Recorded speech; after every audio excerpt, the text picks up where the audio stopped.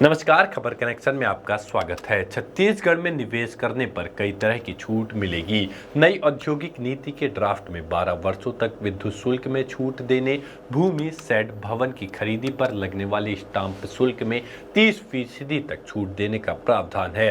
पंजीयन शुल्क में 50% तक सरकार छूट देगी। नई औद्योगिक नीति 2024-2029 राज्य में 1 नवंबर से लागू होगी। इस नीति में छोटे और मझौले उद्योगों को प्रोत्साहित करने के लिए विशेष रूप से प्रावधान किए गए हैं। बताते चले कि मध्य प्रदेश, महाराष्ट्र, उत्तर प्रदेश, आंध्र प्रदेश और कई राज्य पहले ही निवेश आकर्षित करने के लिए 40% तक छूट दे रहे हैं।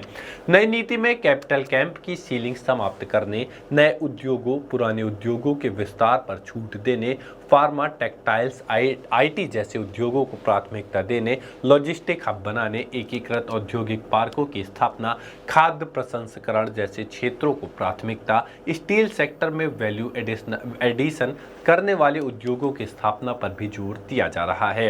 उद्योग मंत्री लखनलाल देवागन ने बताया, नई नीति में कैपिटल कैंप की सीलिंग समाप्त करने, नए उद्योगों, पुराने उद्योगों के विस्तार पर छूट देने, फार्मा, टेक्सटाइल, आईटी जैसे उद्योगों को प्राथमिकता देने, लॉजिस्टिक हब बनाने, एकीकृत औद्योगिक पार्कों की स्थापना, खाद्य प्रसंस्करण जैसे क्षेत्रों को प्राथमिकता, स्टील सेक्टर में वैल्यू एडिशन वाले उद्योगों की स्थापना पर भी जोर दिया गया है।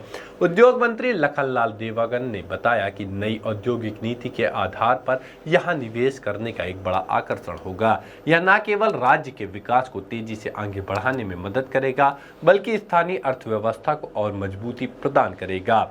इससे प्रदेश में बेहतर औद्योगिक वातावरण का निर्माण होगा और प्रदेश के निवासियों को रोजगार भी मिलेगा।